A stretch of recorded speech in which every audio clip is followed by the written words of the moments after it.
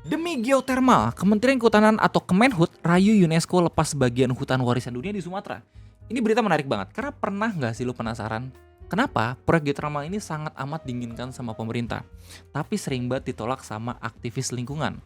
Kenapa proyek geotermal atau proyek yang biasanya digadang-gadang sebagai proyek clean energy atau energi terbarukan kalau dibandingin sama energi batu bara gitu ya, yang sejalan dengan lingkungan, itu ditolak sama aktivis lingkungannya sendiri? Ini menarik banget. Kita bakal bahas sama-sama di video ngopi kesempatan kali ini. Jadi selamat datang di Ngopi, ngobrolin persoalan Indonesia bersama gue, your favorite Uncle Omre.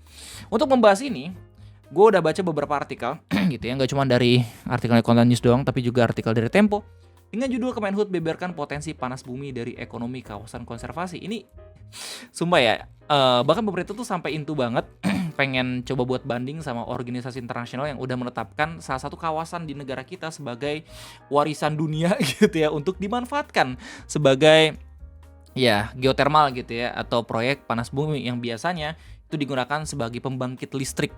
Terus habis itu berita dari Kata Data dengan judul Kembangkan Geotermal, RI ajukan modifikasi batas hutan warisan dunia ke UNESCO.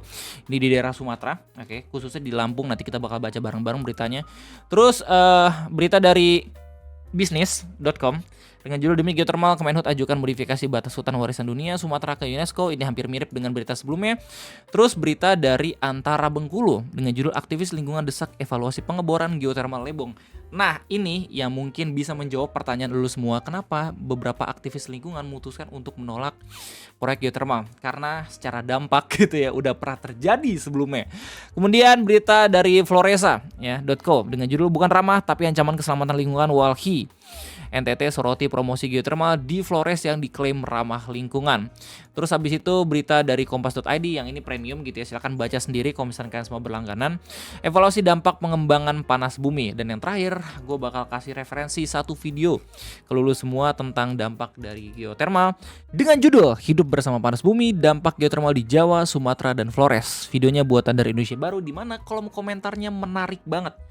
Karena banyak banget di antara orang-orang yang komentar di sini itu ngasih tahu bagaimana hidup langsung berkaitan sama proyek geotermal. Sekali lagi selamat datang di Ngobrolin Persoalan Indonesia. Kita bakal langsung masuk ke dalam pertanyaan pertama. Kenapa proyek ini sangat amat diinginkan sama pemerintah? Jawabannya secara PNBP atau pendapatan negara bukan pajak gitu ya, itu lebih tinggi dibanding ketika suatu kawasan dimanfaatkan untuk hal-hal tertentu. Kayak misalkan wisata alam gitu ya. Kalau misalnya dibandingin sama proyek geotermal itu jauh kayaknya. Terus kemudian proyek geotermal sendiri yang biasanya digunakan untuk pembangkit listrik gitu ya, bisa secara efisien menghidupkan beribu-ribu listrik rumah gitu ya dengan kapasitas 900 watt. Kalau misalnya dibandingin sama memanfaatkan kawasan tersebut hanya untuk konservasi saja gitu ya. Emang agak sedikit greedy karena ini ngomongin soal ekonomi gitu ya, tapi silakan nilai sendiri apakah benar atau salah. Kalau misalnya semua tanya ke gue yang notabene gue into banget sama konservasi, dan gue juga melihat kalau misalkan hutan gitu ya, terus habis itu kita juga harus sadar kalau misalnya manusia itu juga emang hakikatnya menjaga lingkungan. Lu udah tau lah stand gue kemana gitu ya. Terus ya kalau misalnya lu semua tanya ke gue kenapa banyak banget aktivis lingkungan yang menolak proyek geotermal ini, padahal proyek geotermal itu adalah proyek energi terbarukan atau energi bersih gitu ya, jawaban singkatnya adalah banyak banget aktivis lingkungan yang sudah melihat kalau misalkan dalam proyek-proyek sebelumnya banyak banget dampak yang ditimbulkan itu benar-benar merugikan masyarakat sekitar ya. Nggak cuma dampak setelah pembuatan proyek geotermal, tapi waktu proses pengambilan geotermalnya pun kayak misalkan pengeboran dan lain-lain gitu ya, itu juga sangat rawan untuk merusak lingkungan yang ada di sekitar proyek tersebut gitu ya. Bahkan ada satu berita yang baru aja gue lihat gitu, ini beritanya udah 7 hari yang lalu dari Kontan News. Kementerian Kehutanan pengen banget ngerubah status bagian kawasan dari daerah Sumatera gitu ya untuk proyek geotermal sendiri. Melalui berita ini dikasih tahu kalau misalnya Kementerian Kehutanan dalam proses negosiasi dengan United Nations Educational, Scientific and Cultural Organization yang mana dilakukan untuk mengeluarkan sebagian wilayah di sekitar Tropical Rainforest Heritage of Sumatra TRHS agar tidak lagi disematkan status warisan dunia atau World Heritage untuk proyek geotermal. Ya gila, sampai into banget gitu ngelobi organisasi internasional. Bahkan ada yang langsung komentar kayak dijaga asing, dirusak bangsa sendiri.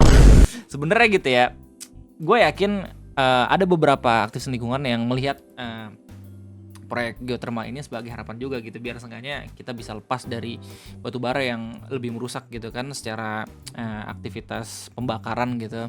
Cuman ya dari AMDAL-nya, analisis mengenai dampak lingkungan, terus kemudian dari geoscience-nya gitu yang dimana harus benar-benar dikaji ulang gitu biar nggak tiba-tiba mencemari ataupun merugikan masyarakat sekitar, tuh perlu dengan sangat hati-hati itu diperhatikan biar seenggaknya the next proyek geothermal itu nggak merugikan masyarakatnya sendiri, men. Kemenhub beralasan kondisi wilayah itu sudah tidak lagi layak sebagai warisan dunia. Jika direstui oleh UNESCO, sebagian wilayah TRHS tersebut bisa digunakan untuk pengembangan panas bumi, di mana Satyawan Pudiatmoko, Direktur Jenderal Konservasi Sumber Daya Alam dan Ekowisata Kementerian Kehutanan menjelaskan ada potensi panas bumi yang besar di wilayah Taman Nasional TRHS. Ya, jadi alasannya kenapa pengen dicabut dari TRHS ya, atau Tropical Rainforest Heritage of Sumatra itu karena wilayahnya sudah tidak layak sebagai warisan dunia. Hey, but nggak cuma itu. Ya, ada lagi alasan lain karena ada potensi panas bumi. Berdasarkan riset Kontan, TRHS sudah ditetapkan oleh UNESCO sebagai salah satu warisan dunia pada 2004 silam. Ini udah dari udah dari berapa? 21 tahun yang lalu ya. TRHS menyatukan 3 taman nasional yang berlokasi di Sumatera, yakni Gunung Leser, Aceh Sumatera Utara seluas 862.000 hektar, Kerinci Seblat TNKS 1.375 hektar, dan Bukit Barisan Selatan Lampung seluas 356.000 hektar. Nah, yang ingin dirubah itu yang Bukit Barisan Selatan gitu ya. Tujuannya untuk menyelamatkan hutan hujan tropis Sumatera, salah satu lokasi lingkungan hayati dari tekanan pembalakan, perkebunan, dan infrastruktur. Permasalahannya adalah setelah gue baca di beberapa berita gitu ya, jadi UNESCO ini mengkategorisasikan proyek geothermal sebagai penambangan, tapi di Indonesia itu bukan penambangan melainkan pemanfaatan. Nah, maka ini agak ada sedikit gesekan kebijakan gitu. Namun nyatanya status warisan dunia tidak menjamin kawasan hutan itu benar-benar dijaga. Setian mengungkapkan di Suoh Sekincau misalnya sudah tidak memenuhi persyaratan sebagai TRHS karena adanya perambahan hutan sedia.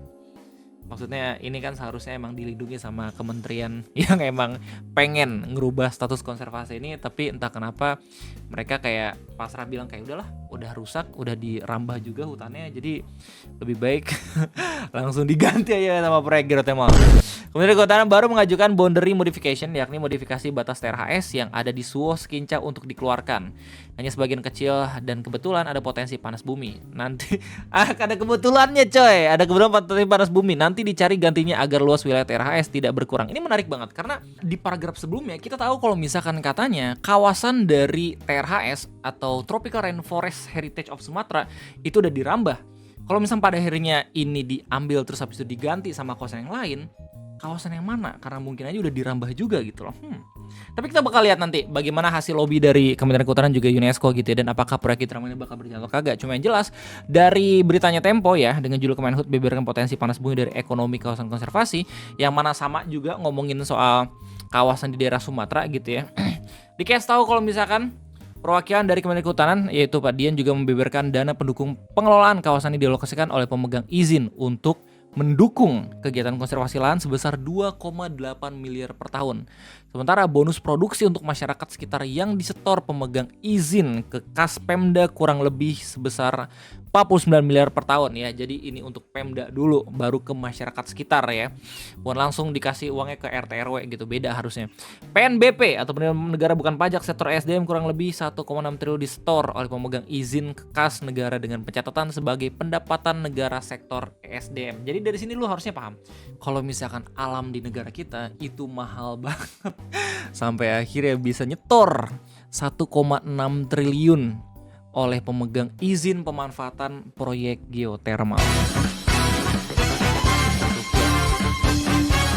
Cuman kalau misalkan kita lihat dari POV masyarakat sekitar yang emang tinggal sangat amat berdekatan dengan proyek geothermal, itu lain cerita.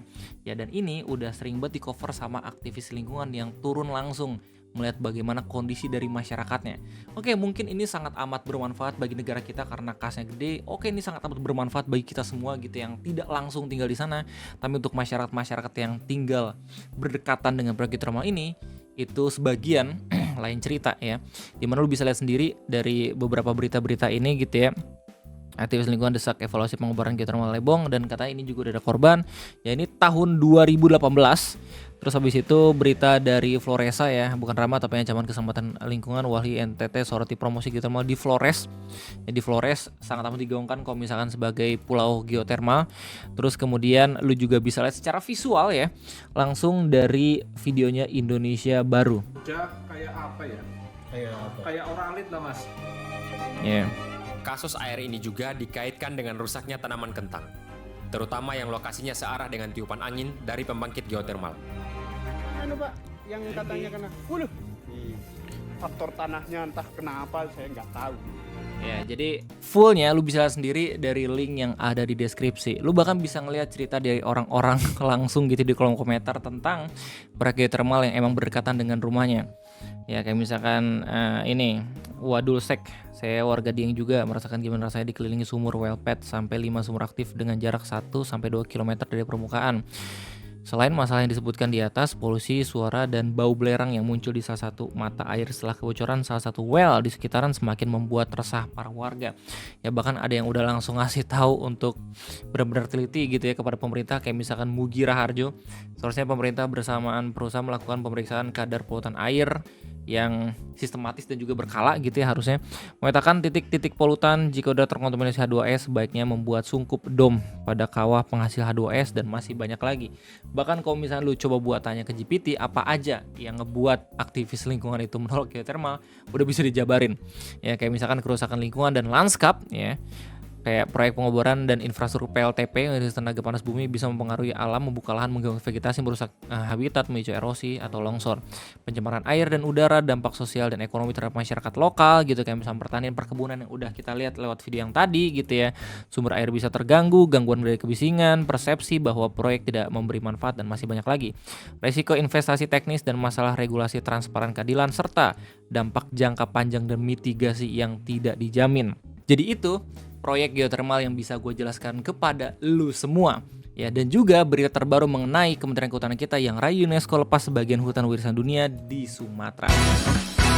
Video ini akan cuma menjadi pembuka doang gitu ya, kalau misalnya emang pengen into banget nyari tahu soal geotermal, terus kemudian bagaimana dampak lingkungannya, bagaimana respon dari aktivis dan juga warganya, terus bagaimana dari POV pemerintahnya gitu ya, silahkan cari tahu sendiri. Cuma itu yang bisa gue sampaikan kepada lu semua. Gimana tanggapan kalian, silahkan tulis di kolom komentar.